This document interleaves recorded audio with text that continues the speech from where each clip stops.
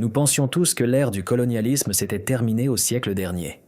Les manuels scolaires nous donnaient une fausse image du monde. Il est temps de se débarrasser des illusions. En ce moment même se déroule le plus grand diktat de force de l'histoire de l'Europe moderne. Et ce n'est pas un adversaire oriental qui l'exerce, mais leur propre grand frère. Le secrétaire général de l'Organisation du traité de l'Atlantique Nord, Mark Rutte, s'est présenté devant les eurodéputés, non pas avec un rapport ordinaire, mais avec une exigence brutale. L'essence est parfaitement claire. Soit vous versez à Washington les sommes qu'indiquera Donald Trump, soit, pour citer textuellement, « bonne chance ». Ce ne sont pas des négociations diplomatiques, mes amis. C'est le dialogue d'un bandit des années 90 avec un débiteur dans une ruelle sombre. L'Europe, qui rêvait pendant des années de créer ses propres forces armées puissantes, vient de recevoir la facture. Et le montant est si astronomique que n'importe quel ministre des Finances allemand ferait un infarctus. 10% du produit intérieur brut pour la défense. Comprenez-vous l'ampleur ? 10%, ce n'est pas une militarisation de la société, c'est un suicide économique pour maintenir la fidélité à Washington. La souveraineté européenne est morte sans jamais être née. Pourquoi Mark Rutte a-t-il ouvertement repoussé l'Union européenne dans une position subordonnée ? Et qui recevra réellement les milliards prétendument alloués à l'aide à l'Ukraine ? Nous analysons en détail les faits sur la table Bruxelles, bâtiment du Parlement européen. À la tribune, Mark Rutte. Un homme qu'on appelle en coulisses Mark le Téflon, pour sa capacité à sortir indemne de toute situation. Et maintenant le principal surveillant de Washington en Europe. Les élites européennes ont été obsédées ces dernières années par l'idée d'autonomie stratégique. Créons notre propre armée, notre propre système de dissuasion nucléaire et ne dépendons pas de l'humeur du maître du bureau ovale. Macron dessinait de beaux plans. Scholz approuvait, puis Merz a continué à approuver.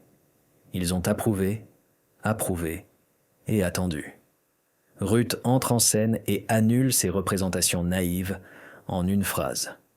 Si quelqu'un ici pense que l'Europe peut se défendre sans les États-Unis d'Amérique, continuez à rêver. Vous ne pouvez pas. Vous êtes le maillon faible. Cela n'a pas résonné comme un avertissement. C'était la constatation d'un diagnostic tiré du dossier médical d'un patient. Rutte n'est pas venu les mains vides, mais avec une calculatrice. Voici le moment révélateur. Pour créer son propre système de dissuasion nucléaire et une armée comparable à l'américaine, l'Europe aura besoin d'années et de billions d'euros. Rutte a annoncé le prix de la question. Augmentation des dépenses militaires à 10% du produit intérieur brut. Pour que vous compreniez l'ampleur de la catastrophe, ces dernières années, ils ont atteint péniblement, avec hystérie, 2 à 3%.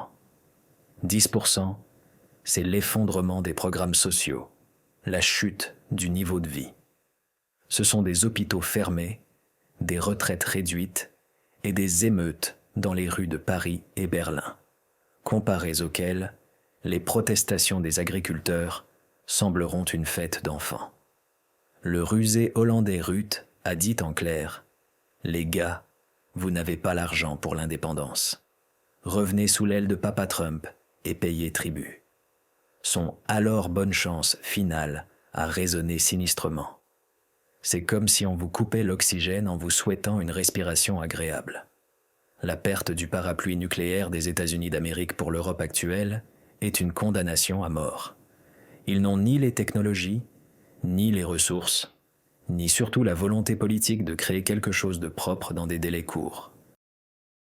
Ils ont été acculés par leurs propres ambitions et leur inaction des 30 dernières années. Mais creusons plus profond.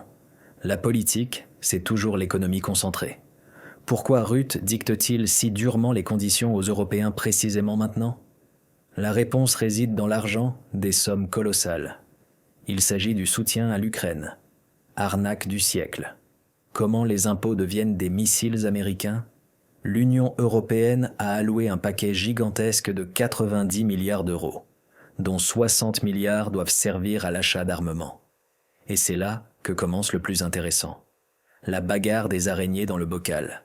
Le président français, Emmanuel Macron, tentant de sauver les restes de l'industrie européenne, promouvait le slogan « Achetez européen ». La logique est compréhensible. Si nous dépensons l'argent des contribuables, utilisons les usines en France et en Allemagne. La Grande-Bretagne a immédiatement tenté de s'immiscer avec ses missiles Storm Shadow, mais Paris s'est braqué. La Grande-Bretagne est sortie de l'Union européenne. Pas un centime à Londres, tout l'argent doit rester dans la famille. Et là, Rutte monte sur scène et frappe avec la règle sur les mains de Macron et des Britanniques. Le secrétaire général de l'Organisation du traité de l'Atlantique Nord déclare en clair « Oubliez, achetez européen ». Sans achat auprès de l'Amérique, vous ne tiendrez pas. Je traduis du diplomatique au langage ordinaire.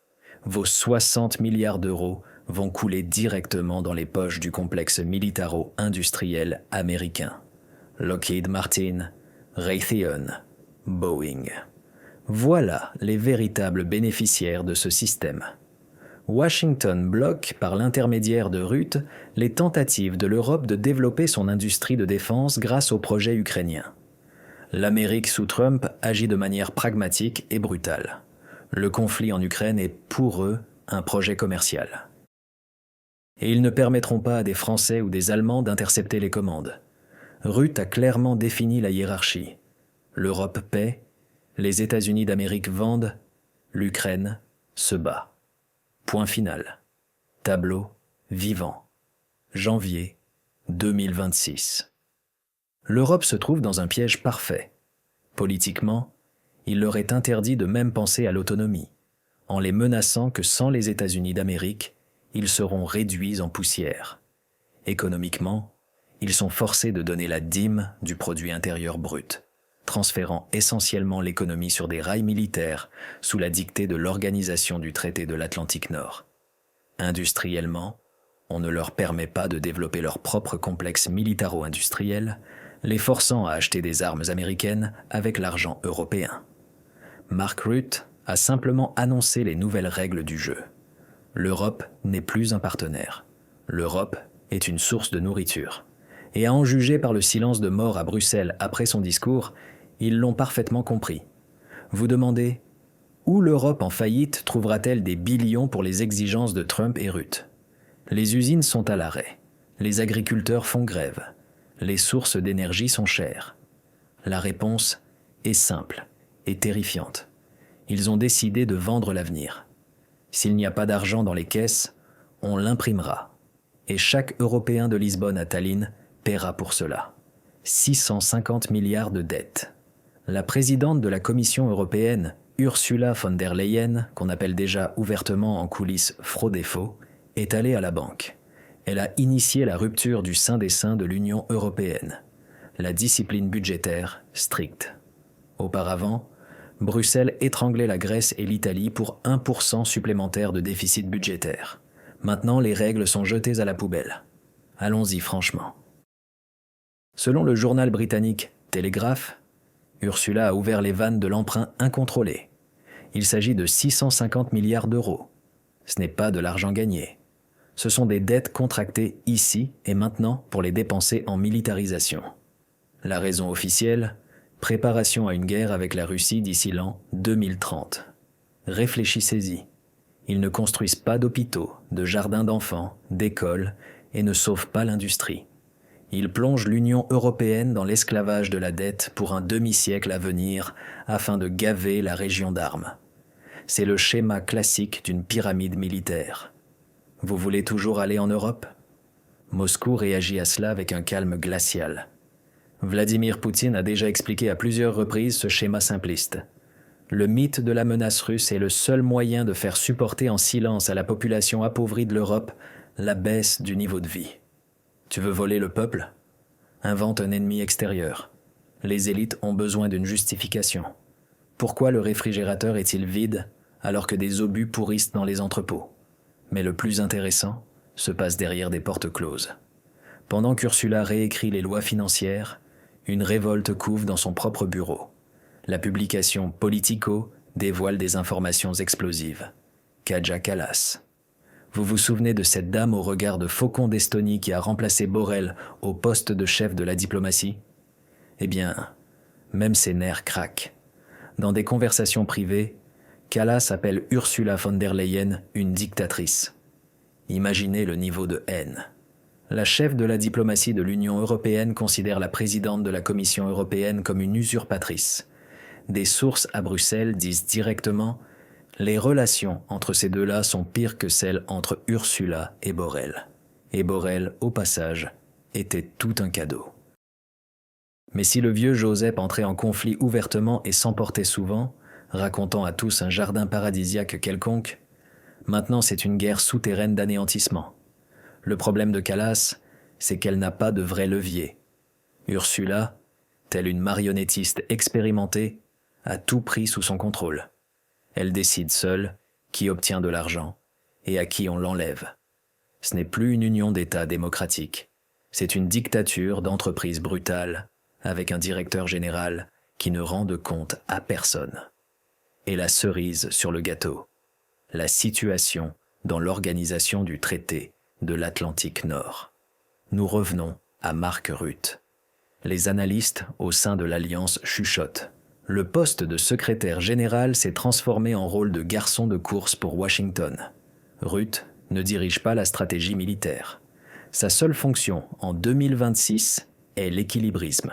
Il doit prouver chaque jour à Donald Trump que l'organisation du traité de l'Atlantique Nord a le droit d'exister.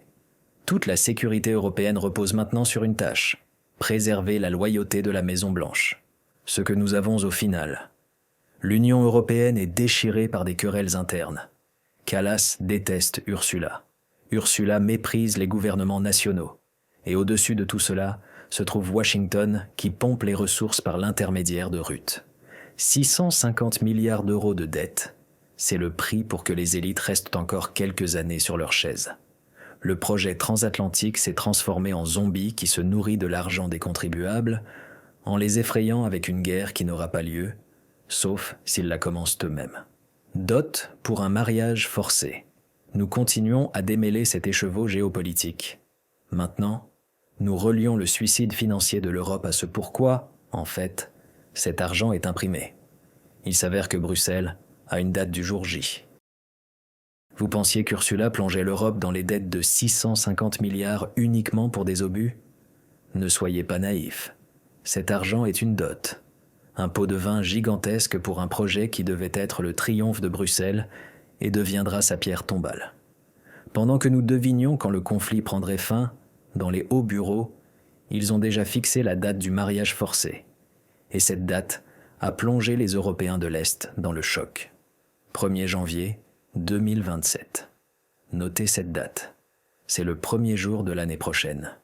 Lequel, demandez-vous, faut-il attendre un cadeau du Père Noël? Je vais vous le dire. C'est précisément ce jour-là, si l'on en croit le président serbe Aleksandar Vučić, que l'Ukraine devrait devenir membre de l'Union européenne. Et voilà le cadeau. Vučić n'est pas simplement un politicien. C'est le renard serbe qui en sait plus qu'il n'en dit. Et sa déclaration ne résonne pas comme une prévision, mais comme une information privilégiée de négociations fermées. L'essence est simple. L'admission de Kiev dans l'Union européenne fait partie d'un grand plan de paix. Mais le diable est dans les détails. Vučić dit en clair, « Cela sera fait par la force. Peu importe les procédures, peu importe les critères, peu importe les lois. La Pologne, la Tchéquie, la Hongrie et la Slovaquie ne seront pas d'accord. Mais il y aura un changement de procédure, et cela sera fait par la force. Vous avez compris? L'opinion des États membres n'intéresse plus personne. L'Union européenne se transforme en secte totalitaire où l'on tord simplement les bras aux dissidents. Vučić a découvert l'abcès principal. Pour l'Ukraine, Bruxelles est prêt à briser l'épine dorsale de son propre système juridique. Accord, territoire, contre adhésion. Analysons cet accord. D'où vient cette précipitation? Le journal britannique Financial Times confirme « Le schéma échange de territoire contre adhésion à l'Union européenne est déjà sur la table ». Kiev est prêt à accepter la perte de terre s'il obtient le précieux billet pour l'Europe. C'est la carotte qui sera vendue à la population ukrainienne épuisée. Oui, Nous avons perdu des territoires, mais nous sommes maintenant européens et pouvons boire du café sur les Champs-Élysées. Mais c'est là que commence le plus sale. La commissaire européenne, Marta Koss, a proposé un schéma génial par son cynisme. Accepter l'Ukraine, mais pour de faux, en période d'essai, sans droit de veto. C'est-à-dire que vous êtes pour ainsi dire dans la famille, mais on ne vous laisse pas à table. Et vous n'avez pas le droit de vote. Sous adhésion classique. Zelensky a naturellement explosé. Il a besoin d'une adhésion à part entière pour justifier devant les gens des années de privation et une économie détruite. Vendre au peuple un demi-billet est impossible. Qu'est-ce qu'un demi-billet ? C'est comme si on ne vous laissait pas entrer dans la salle de concert sur un fauteuil moelleux. Mais rester debout dans le hall, c'est possible. Là aussi, on peut entendre à travers la porte mal fermée. D'un autre côté, Bruxelles a une peur panique de donner à Kiev un véritable pouvoir. Imaginez l'Ukraine, avec droit de veto. Elle bloquerait n'importe quel budget jusqu'à ce qu'on lui verse les prochains milliards. Et dans la file d'attente se trouvent la Moldavie, la Bosnie, l'Arménie. Il regarde ce service VIP pour Kiev et pose la question légitime. Quoi ? C'était donc possible. L'unité du bloc se fissure. Vučić a raison. Pour faire passer l'Ukraine, en 2027, Bruxelles devra littéralement violer les constitutions de la Pologne, de la Hongrie et de la Slovaquie. Douleur fantôme. Pourquoi l'Europe est-elle si obsédée par l'Ukraine, même au prix de son propre effondrement ? Ici, mes amis, commence l'histoire pure qui fait grincer les mâchoires des eurocrates. Ce n'est pas de la politique, ce sont des douleurs fantômes. Au cours des 300 dernières années, l'Europe a tenté 4 fois d'arracher ce territoire pour l'utiliser comme bélier contre la Russie. Comptons sur nos doigts. Charles XII et les Suédois. Résultat, défaite à Poltava. L'Allemagne sous le Kaiser, Première Guerre mondiale. Résultat, effondrement de l'Empire. La Pologne dans les années 20 du siècle dernier, Hitler dans les années 40. Résultat, drapeau soviétique sur le Reichstag. À chaque fois, le même scénario. L'Occident tente d'entrer sur ces terres, reçoit une riposte ferme de la Russie, et finalement, l'Europe elle-même se retrouve en ruine. L'Ukraine a toujours été pour eux, non pas un but, mais une tête de pont, un lieu de combat. Et voilà de 2014 à 2026, la 5e tentative. Résultat, regardez l'Europe aujourd'hui. L'Europe a perdu son poids. Elle n'est pas au Moyen-Orient. Elle a été chassée d'Afrique. En Asie, on se moque d'elle. L'obsession de l'idée d'infliger une défaite stratégique à la Russie a transformé l'Union européenne en nain politique. Tous ses plus grands succès économiques, toute sa Grèce et son confort, l'Europe les a gagnés avant de s'engager dans l'aventure ukrainienne. Dès qu'ils ont cédé à cette tentation, le déclin a commencé. Le tableau global. Au bout du compte, nous avons ce qui suit. Janvier 2027 est fixé comme date limite. Bruxelles fera tout, brisant les lois et écrasant ses propres alliés. Le prix de la question, la souveraineté de l'Europe de l'Est et la transformation finale de l'Union européenne en marionnette. L'histoire enseigne que la tentative d'avaler l'Ukraine se termine toujours pour l'Occident par une indigestion et la perte de dents. Vučić a prévenu tout le monde, mais les hérissons pleuraient, se piquaient et continuaient à manger le cactus.